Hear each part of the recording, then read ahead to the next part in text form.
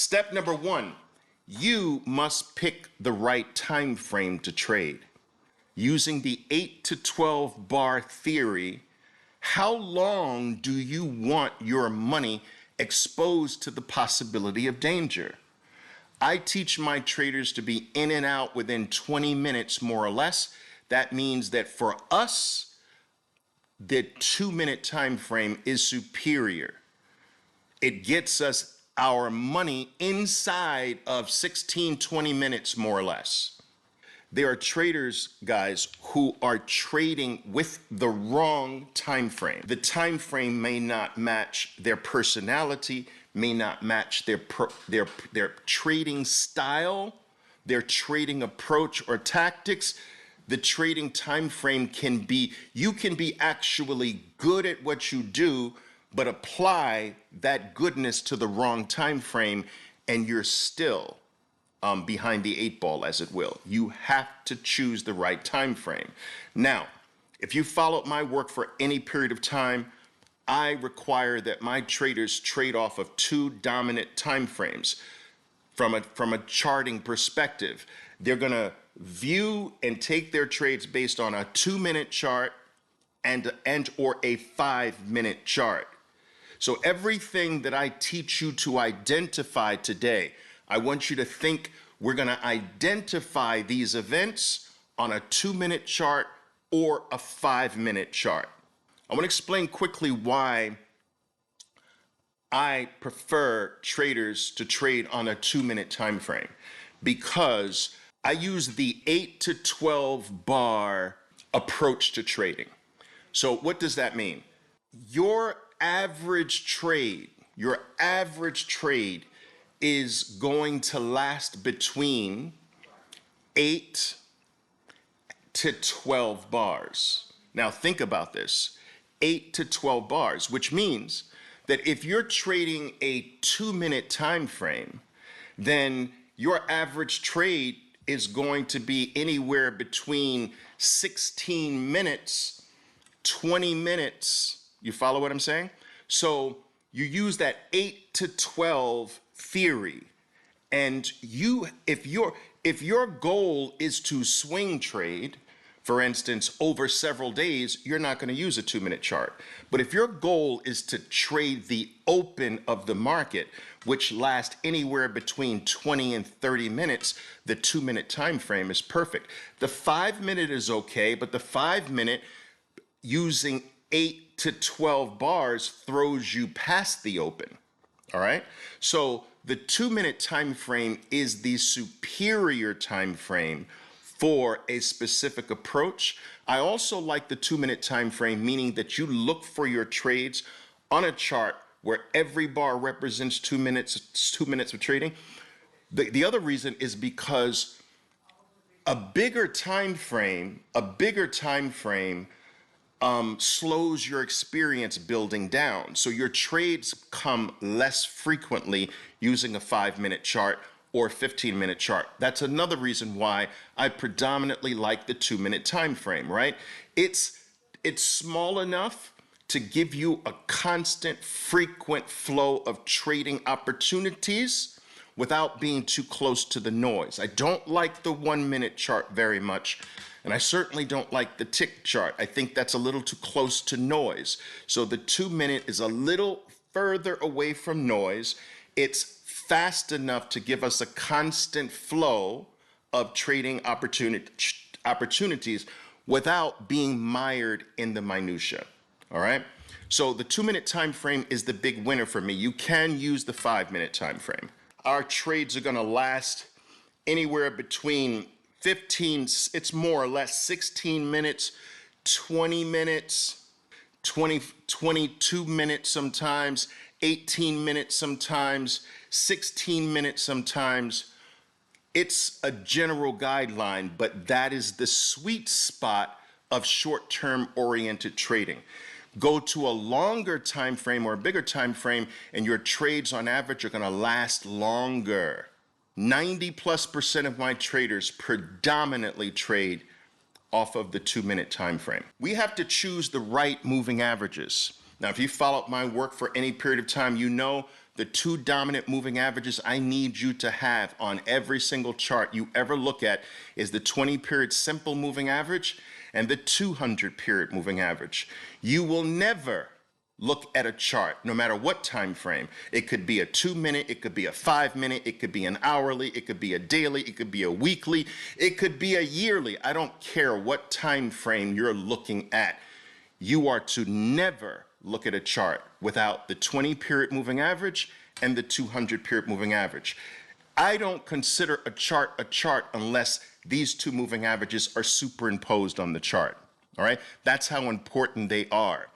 What this combination does is it gives you a view of the stock from a shorter term perspective and a longer term perspective. The 20-period moving average being on the short end of the moving average spectrum and the 200 being on the long-term end of the perspective. And the best ways to use moving averages is to have the moving averages represent short-term and long-term. And that's what we're doing with the 20 and the 200. Now, taking the Meta chart, the 2-minute chart of Meta, I've superimposed the 20-period moving average, which is the blue line. All right?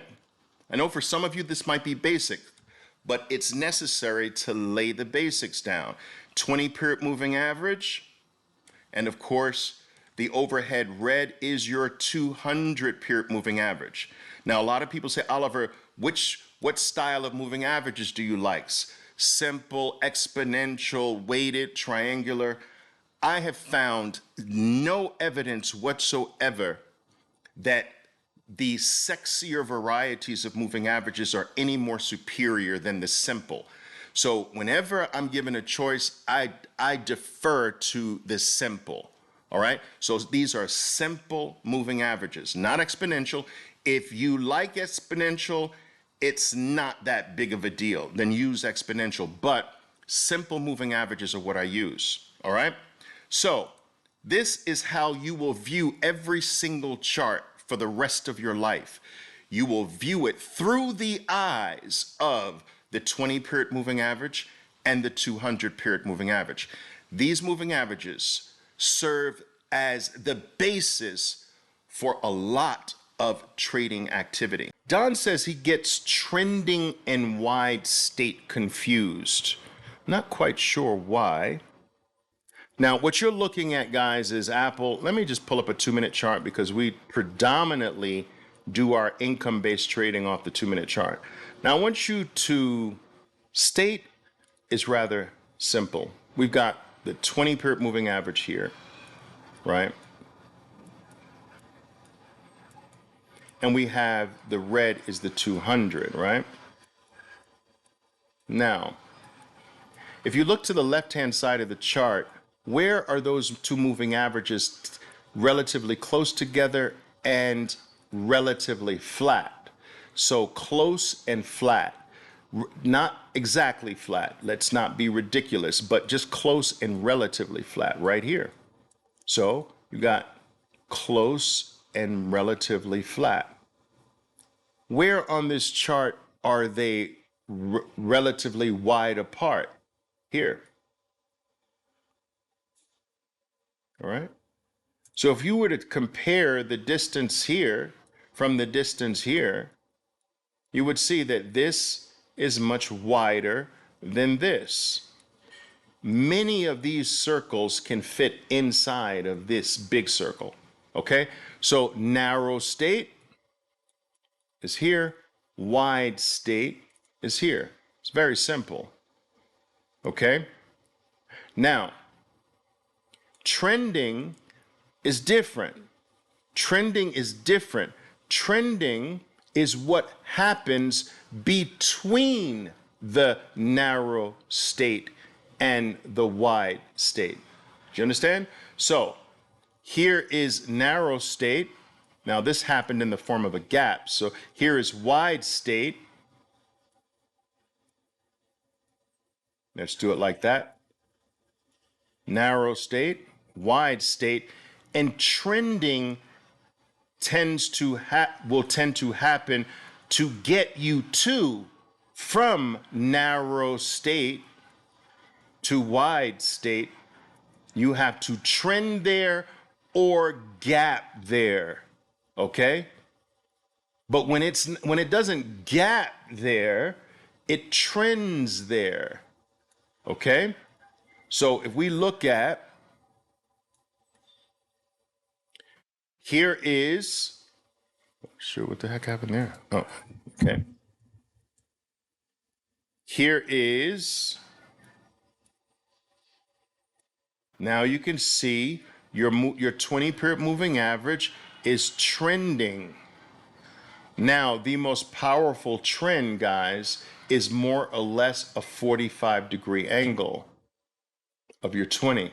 That's when you know, when you get that 45-degree angle trend, you know red bar taking out the opposite color are buyable events.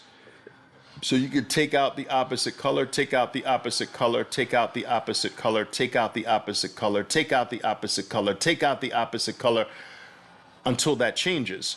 45-degree angle trends are the easiest part of a trade to just ride and enjoy the gains. Okay? A stock doesn't have to move in a way that delivers a 45-degree, but when you get the 20 operating or moving at roughly 45 degrees, this is what we call a power trend. There are different trends. Power trends are 45-degree angle trends. And that's when you can pretty much just take every single red bar takeout to the upside. If we get a power trend to the downside, it's just reverse. You can pretty much take, let's see if we can get something here. So you can see this period of the 20 is more or less 45. It's not going to stay that way for forever, but during this period, you're more or less 45 degrees to the downside. So every single time red takes out green, boom, there's that sound. Red takes out green, boom, there's that sound. Red takes out green, boom, there's that sound. You see? Now it's going to eventually fail, but you'll get quite a few off during the 45-degree angle trend. So that's the difference between narrow, like understanding state, narrow and wide, and understanding trending, which typically gets you from narrow state to wide and back. Step 9, I need you trading with the 20-period moving average, people. I need you trading with the 20-period moving average, people. And I need you taking trades at or near that moving average. Let's talk about that. I want you to know that during the trending, not the narrow state phase, but during the trending state, during the trending stage, this is your wide. So we're wide, we're narrow, we're trending. You are not to trade against the direction of the 20. See the 20 pointing upward? Don't take shorts against this 20-period moving average. This is suicide. I'm correcting traders all the time. They're coming to me all the time, people. They're coming to me all the time, right? They're coming to me and they say, Oliver, I can't find, I don't know what's happened to me. I'm losing over and over and over again, and I can't seem to put my finger on it. Can you help me? And I guarantee you, they've drifted into fighting the 20-period moving average. I guarantee you, it's either that or they're playing number threes. They're playing wrong positions. It's one of two things. You're fighting the 20 or you're taking trades in stupid positions. All right? you've drifted off position, or you're fighting the 20-period moving average. Almost every problem stems from those two things. If you can make sure you do that, stick to good positions and don't fight the 20, and make sure when your 20 is trending upward, you take trades at or near the 20. Let's go back to this. So I'm taking this tail bar play, but this tail bar is at or near my 20. I'm not taking this bar that's too far away from the 20. I'm taking this bar, elephant bar play, because it's at or near the 20. I'm taking this color change play because it's at or near the 20. I'm not taking anything up here because it's not at or near the 20. Okay?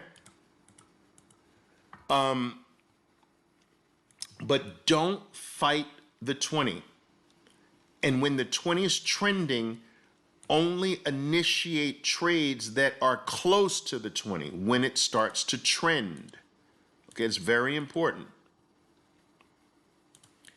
All right, so here, look, this is Amazon on the 11th. Narrow state, color change, okay? If I take this color change play here, boom, here's my stop. 2 lots. Here's one, that's close enough. Here's another.